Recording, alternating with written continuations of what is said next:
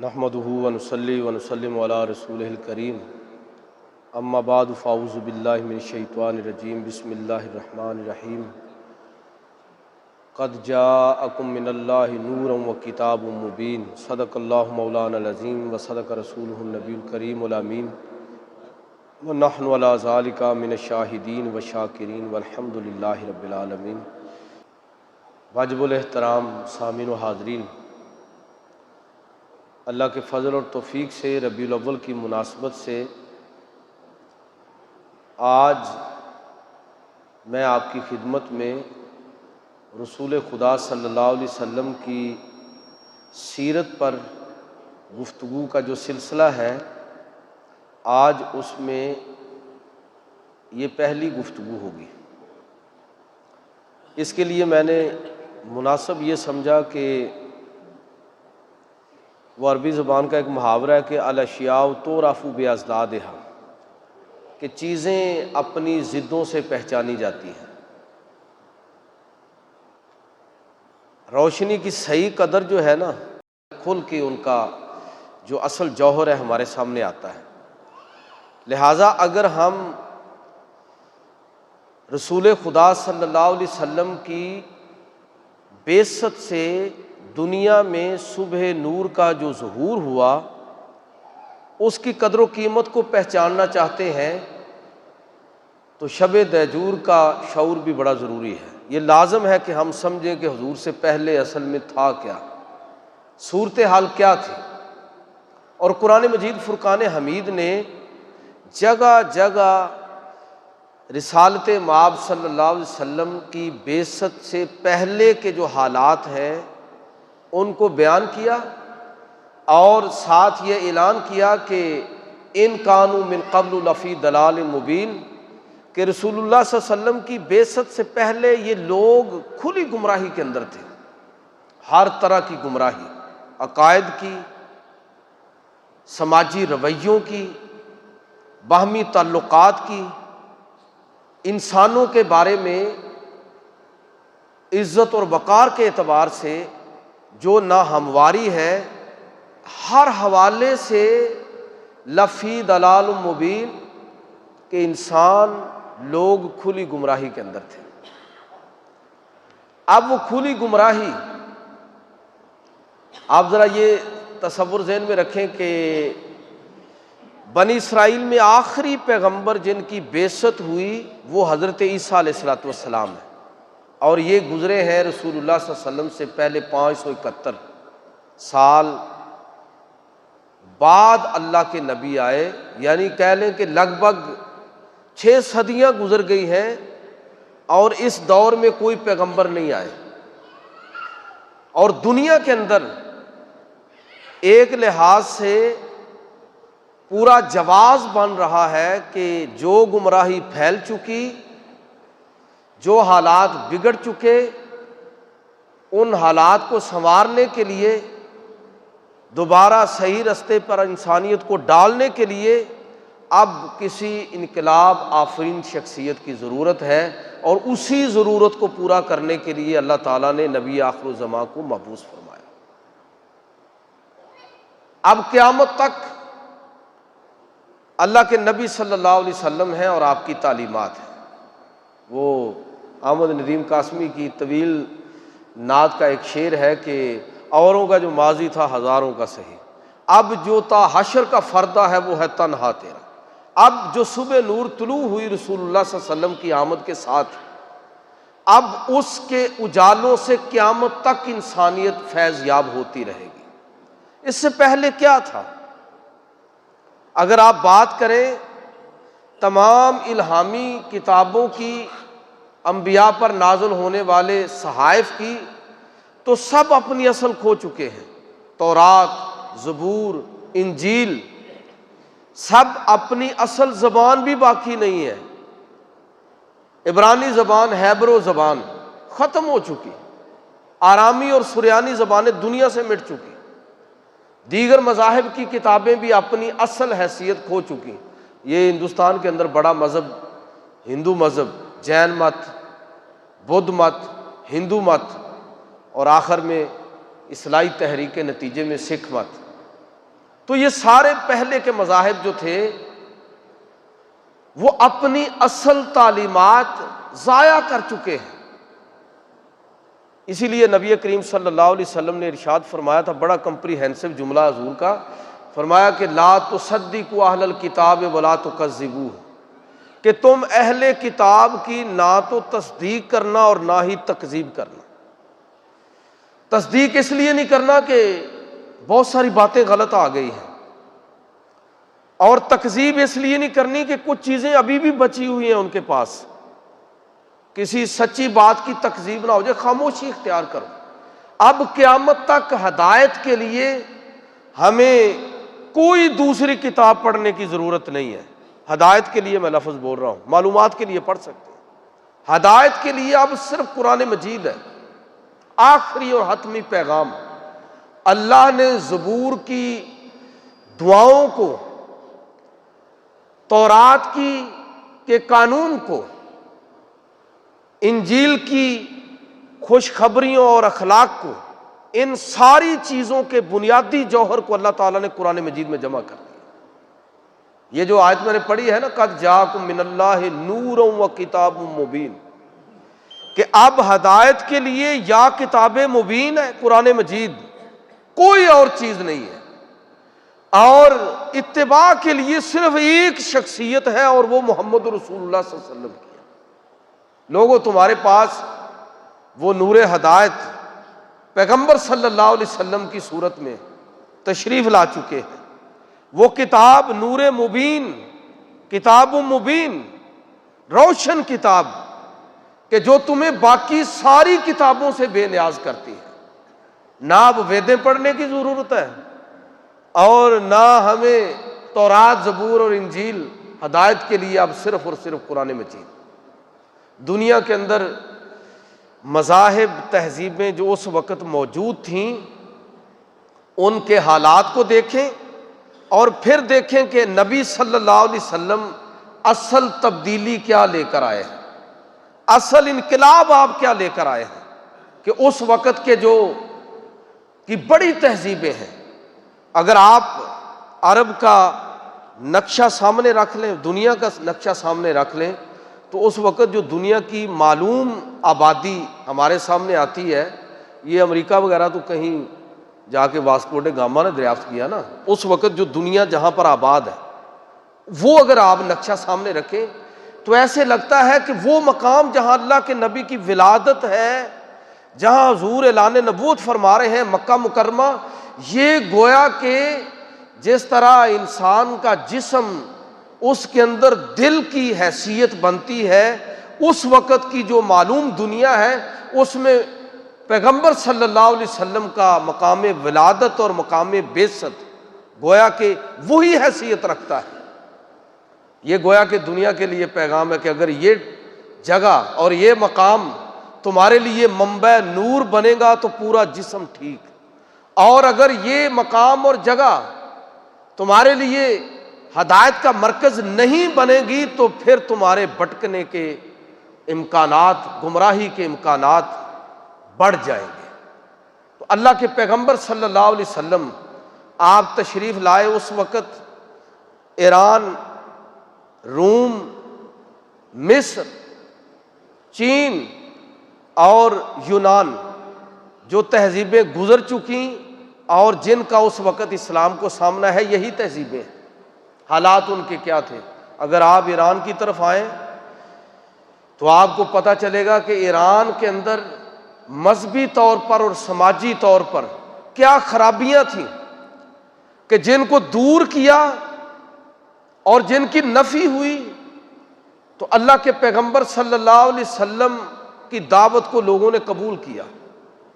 کہ ایران وہ تہذیب ہے کہ مظاہر پرستی سب سے بڑا مذہب، آتش پرستی، مظاہر پرستی، آسمان بڑی طاقت ہے، سورج جو ہے یہ آسمان کی آنکھ ہے، اس انداز میں مظاہر پرستی ہے، آگ کی پوجا ہے، پانی کے پوتر ہونے کا تصور ہے، وغیرہ وغیرہ۔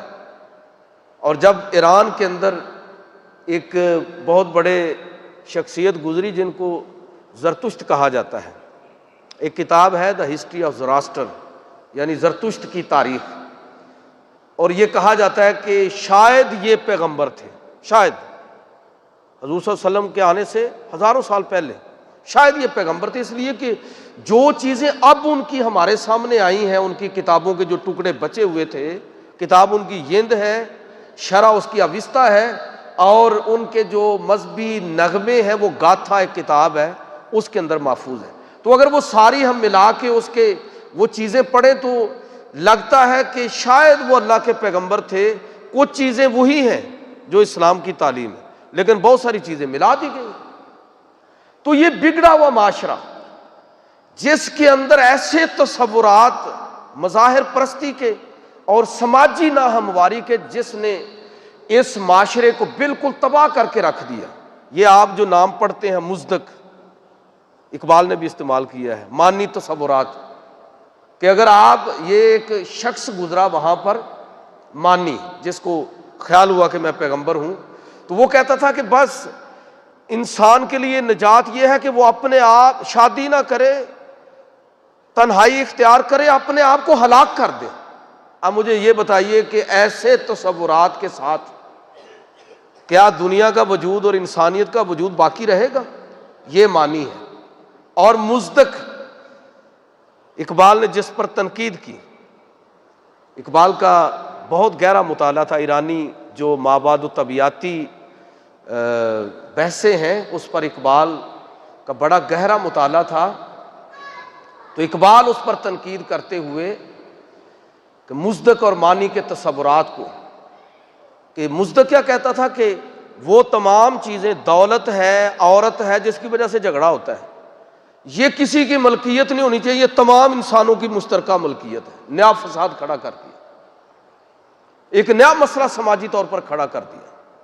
اور اسی دور کے اندر جس کا میں تذکرہ کر رہا ہوں، اور بطور مثال ایک آدھ بات عرض کر رہا ہوں، کہ اسی دور کے اندر ایران کے اندر سماجی ڈھانچہ کس طرح کا ہے کہ اشرافیہ ہے، حکمران طبقہ ہے، اشرافیہ ہے، مذہبی طبقہ ہے، اور عام لوگ. یہ ہے، اس طرح تمام معاشرہ آپس میں بٹا ہوا ہے. اور مذہبی طبقہ وہ صرف مذہب نہیں بلکہ مذہب کو اپنے ذاتی مقاصد کے لیے استعمال کر کے، یہ پیر مغاں کا لفظ آپ نے اقبال کی شاعری میں پڑھا ہوگا، پیر مغاں. یہ اصل میں ایران کے اندر ایک پورا گروہ اور قبیلہ مغاں، کہ جو اپنے آپ کو مذہبی تعبیرات صرف اپنا اختیار سمجھتے تھے. اور ان لوگوں نے کس طرح مذہب کو ذاتی مقاصد کے لیے استعمال کر کے اپنی جاگیریں کھڑی کی. یہ میں ساری جو بات بتا رہا ہوں اس کو آپ آج کے دور میں بھی ذرا دیکھیں کہ کہیں آج بھی ایسا ہی تو نہیں ہو رہا کہ جو حالات اللہ کے پیغمبر کی آمد سے پہلے تھے دنیا کے اندر، بات میں صرف ایران کی کر رہا ہوں، کہیں وہی خرابیاں، کہیں وہی مسائل آج کے ماحول کے اندر بھی تو نہیں بڑھ رہے. بھائی یہ مذہبی جو طبقات ہیں، معذرت کے ساتھ مذہبی اشرافیہ کا لفظ بھی استعمال کرنا چاہوں گا، صحیح بات یہ ہے کہ اگر اپنے ذاتی مقاصد کے لیے دین کو استعمال کرنے کا رجحان پیدا ہو جائے تو سمجھ لیں کہ اس معاشرے کی تباہی ہو. کہ اگر لوگ ایسے کھڑے ہو جائیں مذہب کے نام پر، آج کل جس طرح ہمارے ہاں بھی ایسا ہو رہا ہے، اور مذہبی تقدس کی آڑ لے کر اپنے ذاتی مقاصد کو پورا کریں، جس طرح کہ ایرانی تہذیب کے اندر یہ ہوا کہ مذہبی اشرافیہ اتنی طاقتور تھی کہ حکمرانوں کے مقابلے میں وہ پوری طرح طاقت اور اختیار رکھتے تھے، کہ صرف مذہبی تقدس حاصل نہیں بلکہ جو ان کو نذرانے ملتے تھے، جو تحفے تحائف ملتے تھے، اور وہ چیزیں جو مذہب کے نام پر لوگوں سے لیتے تھے اور حکمرانوں سے وصول کرتے تھے، اس کے نتیجے میں ان کے ذاتی اختیار، جاگیریں اور ایسٹ اتنے زیادہ تھے کہ وہ جو سیاسی اشرافیہ تھے اس کے بالکل مد مقابل تھے۔ اللہ کے پیغمبر صلی اللہ علیہ وسلم نے یہ آپ کی جو بعثت ہوئی تو یہی ایران کے حالات تھے۔ میں صرف ایک واقعے کی طرف اشارہ کر کے آگے چلوں گا۔ جب رستم کا مقابلہ عہد فاروقی میں ہوا اسلامی فوجوں کے ساتھ، تو میں آپ کو توجہ دلاؤں گا کہ اس وقت ایک مکالمہ ہوا تھا۔ حضرت سعد بن ابی وقاص کا مکالمہ ہوا تھا رستم کے ساتھ۔ اس نے کہا یار کیوں لڑنا چاہتے ہو، سلو کر لیتے ہیں، اپنے مطالبے پیش کرو، بتاؤ کس چیز کی دعوت دیتے ہو۔ مسلمانوں کے وفد نے اپنے وہ ساری دعوت پیش کی تو وہ قبول کرتا گیا کہ ہاں یہ بھی ٹھیک ہے، یہ بھی مان لیں گے، یہ بھی۔ ایک بات پر وہ آ کے رک گیا، اس نے کہا کہ اس پر کمپرومائز نہیں ہوگا۔ وہ بات کیا تھی؟ حضرت سعد بن ابی وقاص رضی اللہ تعالیٰ عنہ نے فرمایا کہ سماجی سطح پر پیغمبر صلی اللہ علیہ وسلم کی تعلیم کا خلاصہ انہیں پیش کیا کہ سماجی سطح پر قانون کی نظر میں سارے برابر ہوں گے، ذات برادری کی بنیاد پر کوئی ادنا اور اعلیٰ نہیں ہوگا۔ تو اس نے کہا کہ باقی باتیں تو تمہاری مان لیں گے، لیکن یہ بات ایران کی سیاسی اور مذہبی اشرافیہ نہیں مانیں گے، تمہارے ساتھ جنگ ہو کے رہے گی اور پھر جنگ ہو کے رہے گی۔ میرا کہنے کا مطلب یہ ہے کہ اصل اللہ کے نبی صلی اللہ علیہ وسلم جو انقلاب لے کر آئے تھے، آپ اس انقلاب کی حقیقت سے آگاہ نہیں ہو سکتے جب تک آپ اس ماحول کو نہ دیکھیں جس ماحول میں آپ نے وہ ضرب لگائی اور دنیا کی تقدیر بدل کر رکھ دی۔ یہ ایران ہے جس میں حالات اس طرح کے ہیں، مذہبی طور پر، سماجی طور پر، سیاسی طور پر۔ اور آپ آگے نکلیں تو آپ پہنچیں گے ہندوستان کے اندر۔ ایران ہے، ہندوستان ہے کہ جس کے اندر مذہبی طور پر، یعنی اس سے بڑی اور بدقسمتی نہیں ہو سکتی کہ ایک ہے لوگ سماجی یا معاشرتی طور پر کوئی نقطہ نظر اختیار کریں، اس کی اصلاح آسانی سے ہو سکتی ہے، لیکن جب کسی معاشرتی خرابی کو مذہبی دلائل مل جائیں پھر اصلاح آسان نہیں ہوتی۔ اس لیے کہ مذہبی دلائل اگر خطرناک شکل میں پیش کر دیے جائیں تو لوگ اس کے لیے مرنے مارنے پر تیار ہو جاتے ہیں۔ آپ اب دیکھیے کہ ہندوستان کے اندر سماجی طور پر انسانوں کو 4 طبقات کے اندر تقسیم کر دیا گیا۔ تفصیل میں نہیں جاؤں گا، براہمن، کشتری، ویش اور شودر۔ میں پچھلے کسی خطبے میں حوالہ دیا تھا کہ ڈاکٹر امبیڈکر جو تھے ہندوستان کے پہلے وزیر قانون، وہ دلت تھے، یعنی شودر کہہ لیں۔ انہوں نے کوشش کی کہ اپنے ہم مذہب یا اپنے قبیلے کے لوگوں کو تھوڑی عزت دلائی جائے۔ تو انہوں نے کہا کہ یار یہ شودر ہندو مذہب کا سب سے پسا ہوا طبقہ، یہ شودر مذہب چھوڑ کر آپ، ہندو مذہب چھوڑ کر آپ بدھ مذہب اختیار کر لیں تاکہ سماجی طور پر ہماری کوئی عزت میں اضافہ ہو سکے۔ بیچارے گاندھی، انہوں نے کوشش کی ہندو مذہب کے جو ورن سسٹم یا طبقاتی نظام ہے اس کے مقابلے میں انہوں نے تصور دیا کہ سارے خدا کی مخلوق ہیں، ہریجن کا تصور دیا، ہری جن، اللہ کا بندہ۔ لیکن کیا اس تصور کو قبول کیا گیا؟ کیا ہندوستان کے اندر کوئی سماجی سطح پر تبدیلی آئی؟ نہیں۔ میں اکثر ایک بات کہا کرتا ہوں کہ ہندو دھرم اصل میں، ہندو مذہب جو ہے یہ اصل میں مذہب نہیں ہے، یہ کلچر ہے، اور کلچر بڑا بسا اوقات مذہب پر چھا جاتا ہے،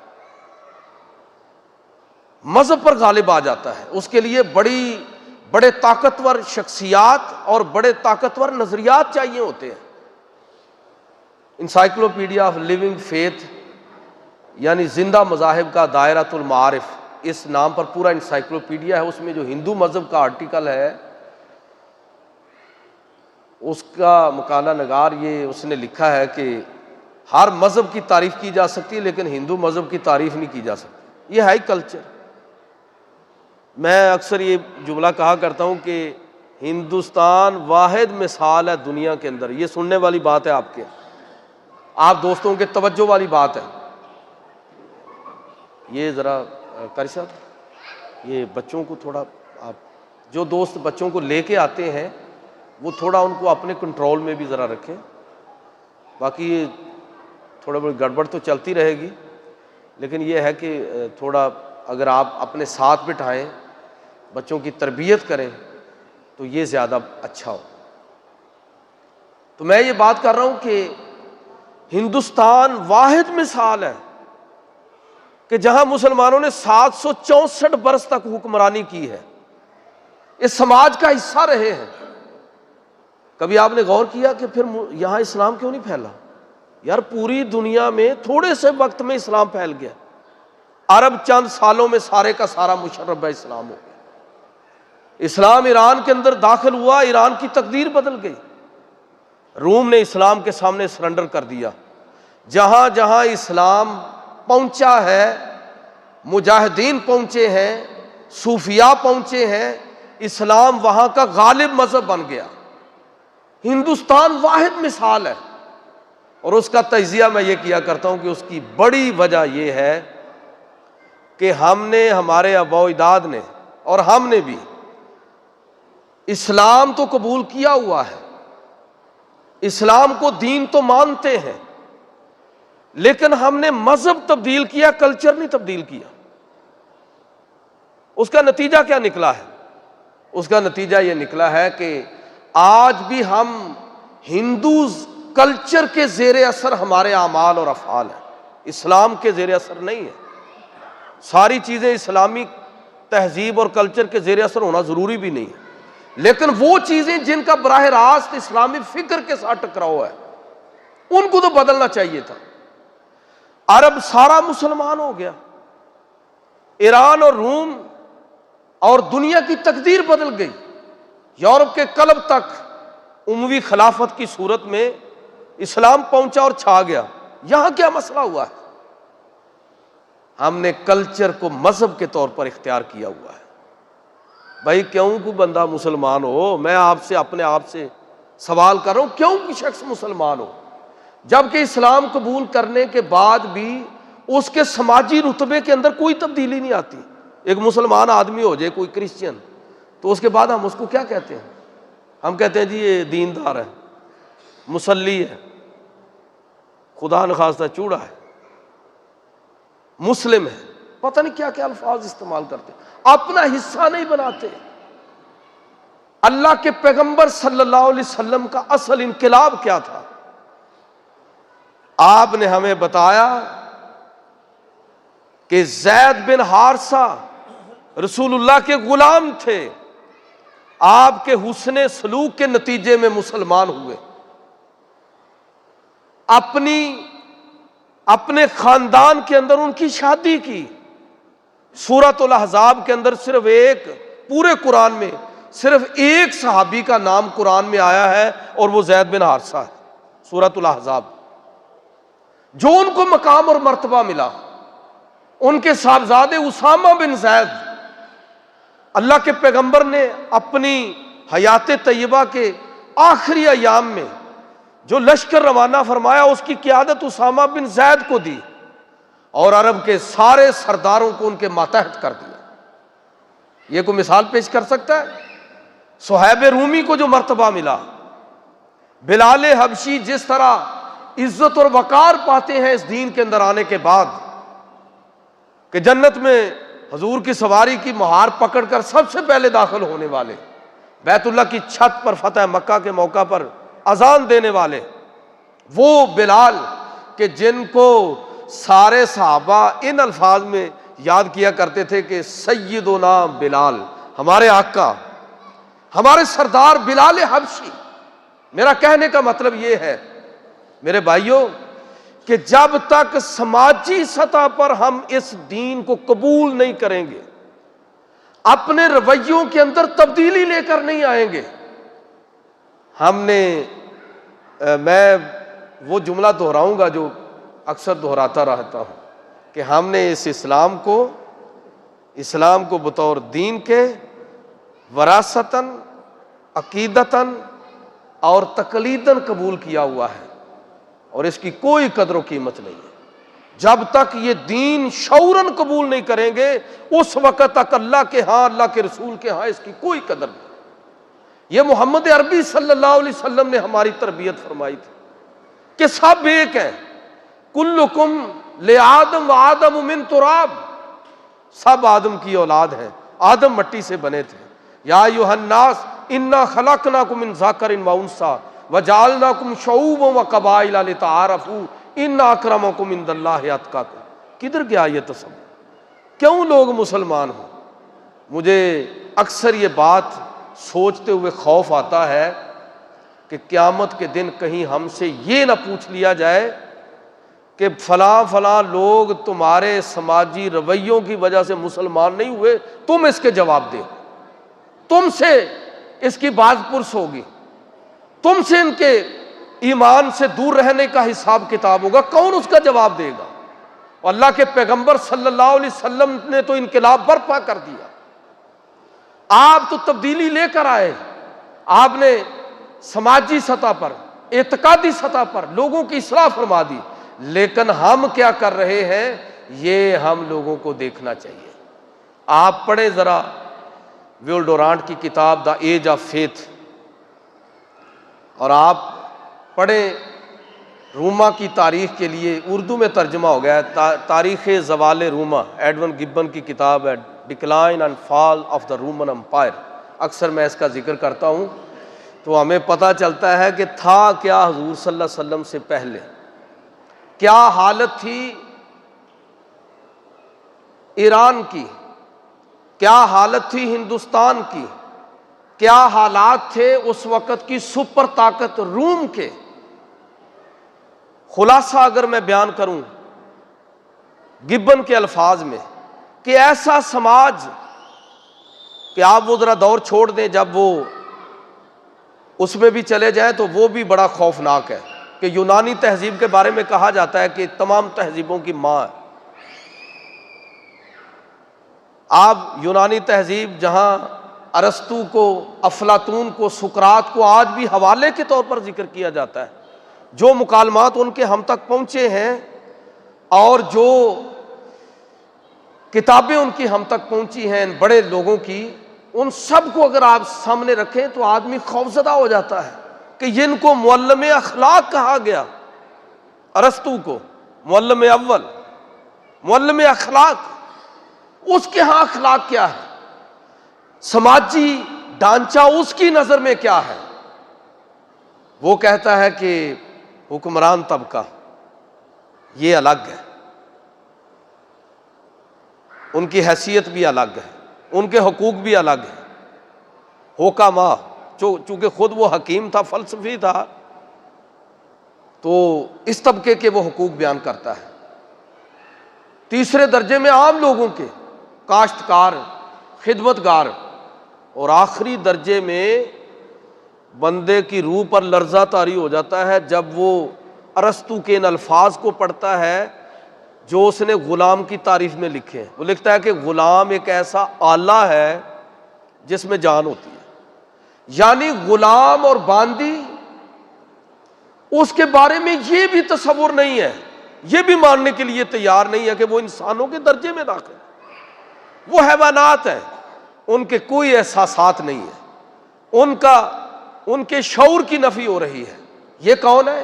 یہ یونانی تہذیب ہے جس نے رومی تہذیب پر گہرے اثرات چھوڑے، اور پھر جب رومی عیسائی ہوئے اور پیغمبر صلی اللہ علیہ وسلم کی بعثت ہوئی، اس وقت میں بات کر رہا ہوں کہ اس وقت ایران کی حالت کیا تھی۔ اس وقت ایران کی حالت یہ تھی کہ وہاں پر بھی معاشرے کو بانٹا گیا ہے مختلف طبقات کے اندر، اور ایک بات جس کا میں اکثر توجہ دلایا کرتا ہوں، اور رومی تہذیب کے اندر وہ چیز بڑی نمایاں نظر آتی ہے کہ اگر آپ کسی تہذیب کا انالیسس کرنا چاہتے ہیں، تجزیہ کرنا چاہتے ہیں، کسی معاشرے کی طاقت کو دیکھنا چاہتے ہیں، کسی خاندان کو پہچاننا چاہتے ہیں، تو اس کا ایک میں طریقہ بتایا کرتا ہوں کہ آپ دیکھنا چاہتے ہیں نا کہ ایک اچھا خاندان کون سا ہے، تو آپ صرف یہ دیکھ لیں کہ اس خاندان میں عورت کی کتنی عزت اور اہمیت ہے۔ اگر اس خاندان کے اندر عورت کی عزت نہیں ہے تو وہاں رشتہ نہ کریں، اس لیے کہ اگر آپ بیٹی دے رہے ہیں تو رول جائے گی، اور اگر آپ بیٹی لے رہے ہیں تو شاید اس کو نفسیاتی مسائل سے نکالتے نکالتے آپ کو کوئی ایک اشرہ لگ جائے۔ یہ میں خاندان کی بات کر رہا ہوں۔ اگر آپ اس کو کسی معاشرے میں اور کسی تہذیب میں دیکھیں تو آپ کو اس تہذیب کی، اس معاشرے کی جو طاقت ہے اس کا اندازہ ہو سکتا ہے کہ وہ معاشرہ، وہ تہذیب عورت کو کتنی اہمیت دے رہا ہے۔ اور آپ جائزہ لیں رومی تہذیب کا کہ مرد بغیر وجہ کے اپنی بیوی کو قتل کر دے تو اس سے کوئی باز پرس نہیں ہوگی۔ بچی باپ کی ملکیت ہے، جہاں چاہے بیاہ دے اس کو۔ لونڈی اور باندی کوئی حیثیت ہی نہیں ہے اس کی۔ اور اگر آپ یہ چیز تمام تہذیبوں میں دیکھیں کہ ایک طرف عرب کی تہذیب ہے کہ جہاں پر بچی کو زندہ درگور کیا جا رہا ہے، قرآن کے الفاظ میں کہ وہ بچی فَبِأَيِّ ذَنبٍ قُتِلَتْ کا ایک منظر پیش کر رہی ہے اور سوالیہ نشان بنی ہوئی ہے کہ کس جرم کے اندر اس کو قتل کیا گیا ہے۔ ایران کے اندر عورتوں کو اسی طرح تقسیم کیا گیا کہ اس کے لیے جو ان کے ہاں ایران کے اندر جو خواتین کی تقسیم کے لیے جو اصطلاح استعمال ہوتی ہے نا، وہ زن پادشاہی ہا، یعنی جسے خاتون اول آپ کہتے ہیں، نمبر 1 خواتین، زن چغاری ہا دوسرے درجے کی خواتین، یعنی خواتین کے اندر تقسیم۔ اور دوسرے درجے کی خواتین جو ہندوستان کے اندر حالات آپ پڑھتے ہیں نا وہی ہے، دوہتر، پتنی، الفاظ کے اندر ہی نفرت ہے، ددکاری ہوئی، پتنی مملوکہ، باندی، پاؤں کی جوتی۔ یہ ویسے ابھی تک اثرات مسلمانوں میں بھی ہندوستان کے اندر موجود ہے۔ حال یہ ہے کہ مذہبی طور پر عورت کو کہا جا رہا ہے کہ تمہارا اگر خامد مر گیا تو وہ تمہارے کسی گناہ کی سزا کے طور پر مرا ہے۔ تو آپ سمجھیں کہ اگر مذہب یہ کہہ رہا ہو کہ کسی عورت کا خامد جب مرتا ہے تو وہ عورت کے گناہ کا نتیجہ سزا کے طور پر وہ مرتا ہے، تو اس عورت کی عزت اس سماج کے اندر کیا رہے گی؟ اور عورت کو یہ کہا جائے کہ اگر تم مکتی چاہتی ہو، پوتر ہونا چاہتی ہو، پاک ہونا چاہتی ہو تو خامد کی چتا کے ساتھ جل مرو، ستی ہو جاؤ۔ یہ حالات اس وقت کی تہذیبوں کے ہیں، انسانوں کے بارے میں، عورتوں کے بارے میں۔ جب اللہ کے پیغمبر صلی اللہ علیہ وسلم تشریف لائے، قرآن مجید اعلان کرتے ہوئے کہہ رہا ہے کہ دنیا کی حالت یہ تھی کہ ظاہر الفساد فی البر والبحر، بر و بحر، خشکی اور تری فساد سے بھر چکے ہیں، بما کسبت ایدی الناس، اور یہ نتیجہ ہے انسانوں کے اعمال کا۔ سماج کی تباہی میں، سماجی ناہمواری میں، انسانی رویوں کا یہ نتیجہ ہے۔ اور اللہ تعالیٰ فرماتا ہے کہ ہم نے ان حالات کو بے لگام چھوڑ دیا، کوئی جبر نہیں کیا۔ کیوں؟ لِيُذِيقَهُمْ بَعْضَ الَّذِي عَمِلُوا، تاکہ لوگوں کے اپنے اعمال کی ان کو سزا دی جائے۔ وہ میں اکثر ایک جملہ دہرایا کرتا ہوں کہ اعمالکم امالکم، اے لوگوں تمہارے اعمال ہی تمہارے حکمران ہیں۔ گالیاں کیوں نکالتے ہو ان بیچاروں کو کبھی پیپلز پارٹی کو، کبھی نون لیگ کو، کبھی پی ٹی آئی کو، کبھی کاف، ان کو کیوں گالیاں نکالتے ہو؟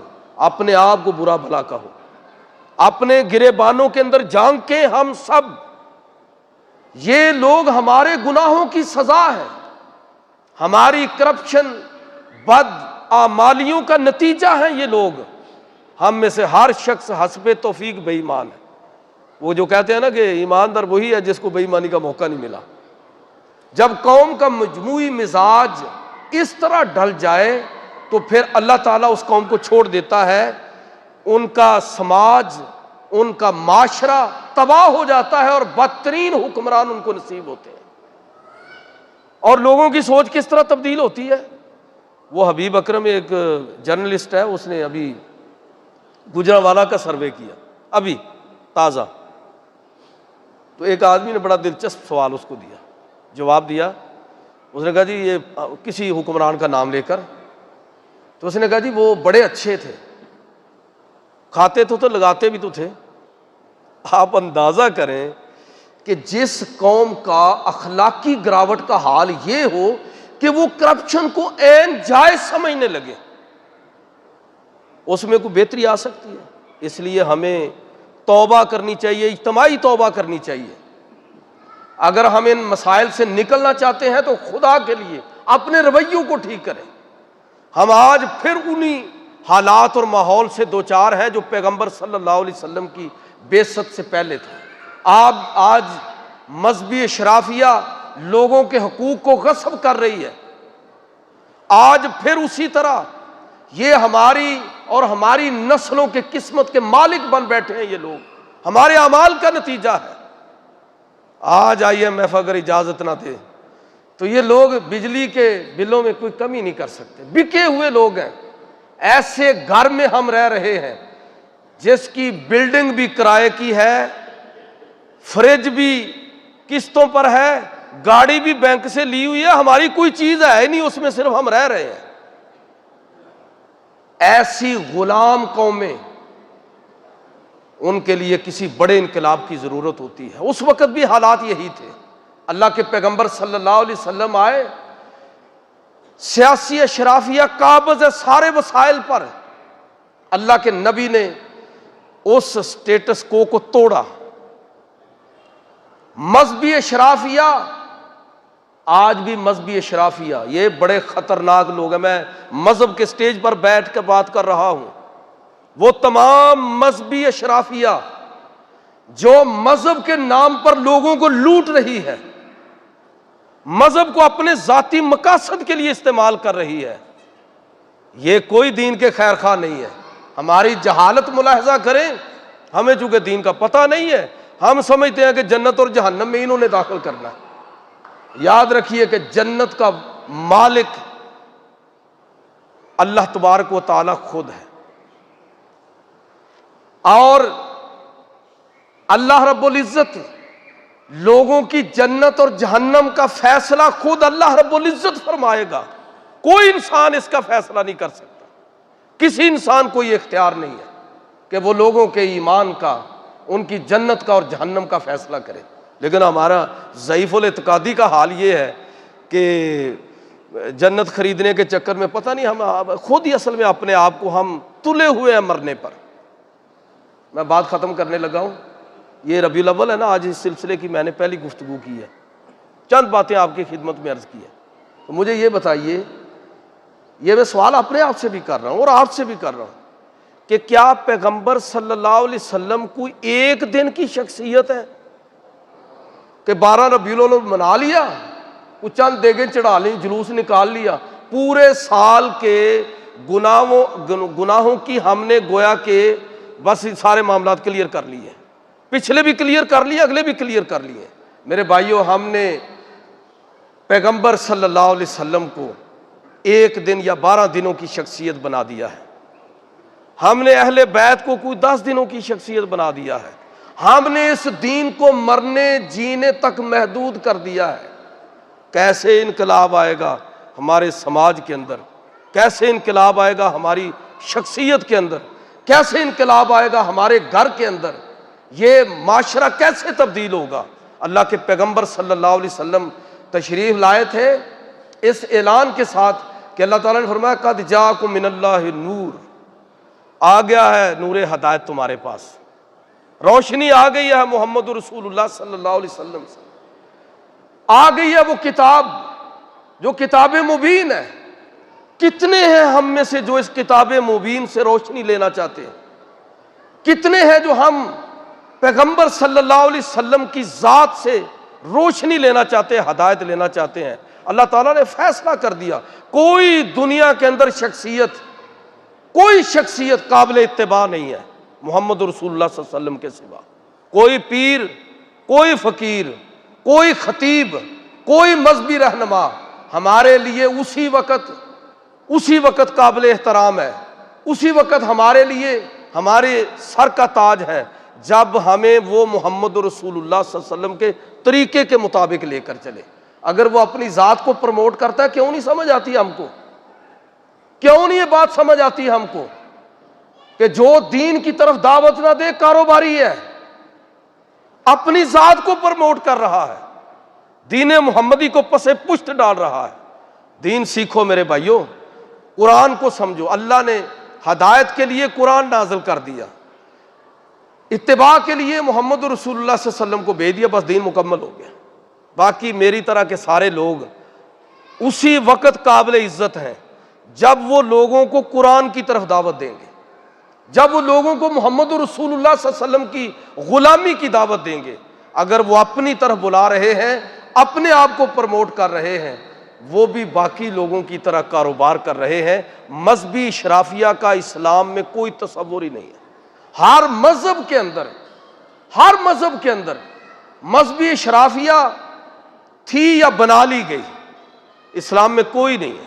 سارے لوگ دین کی دعوت اور تبلیغ کے ذمہ دار بنائے گئے، سارے لوگ اس چیز کا پورا ذمہ داری رکھتے ہیں، حق رکھتے ہیں، فرض رکھتے ہیں کہ وہ دین کو پروموٹ کرنے میں اپنا کردار ادا کریں، صرف بول کر نہیں، اپنی صلاحیت کے ذریعے، اپنی گفتگو کے ذریعے، اپنے قلم کے ذریعے، اپنی دولت کے ذریعے کس طرح وہ اسلام کو، دین کو سپورٹ کر کے انصار اللہ کے اندر شامل ہو سکتے ہیں۔ اللہ کے پیغمبر صلی اللہ علیہ وسلم، میں کہنا یہی چاہ رہا ہوں آج کی اس پہلی گفتگو میں جو سیرت کے حوالے سے ہے کہ نبی صلی اللہ علیہ وسلم جو انقلاب لے کر آئے تھے اس کو سمجھنا ہے تو اس دور کی تاریخ کو پڑھیں، آپ کو پتہ چل جائے گا۔ 2-3 کتابیں میں نے ذکر کی ہیں، وہ آپ دیکھ لیں، یا اس کے متبادل کے طور پر جسٹس پیر محمد کرم شاہ آل ازہری رحمۃ اللہ تعالی علیہ کی کتاب ضیاء النبی 7 جلدوں میں ہے، اس کو ذرا آپ پڑھیں تو آپ کو پتہ چلے گا کہ شب دہجور کیا ہے اور صبح نور کیا ہے۔ اللہ پاک ہمیں سیرت کا صحیح فہم نصیب فرمائے۔ وما علینا۔